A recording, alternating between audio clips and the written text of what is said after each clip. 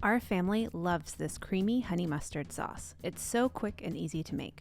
Start with 2 tablespoons each of mayonnaise and sour cream. Mayo adds richness and the sour cream lightens things up a bit. I love the combination of the two.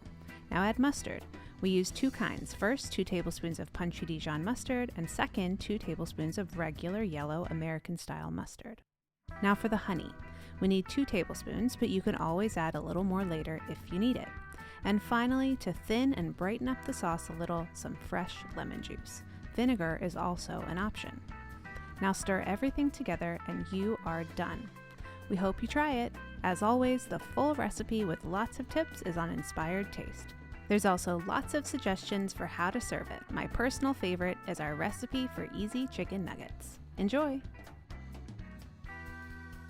Thanks for watching. If you love this video, we have lots more. Make sure you subscribe to our YouTube channel and say hi on Facebook, Twitter, or Instagram.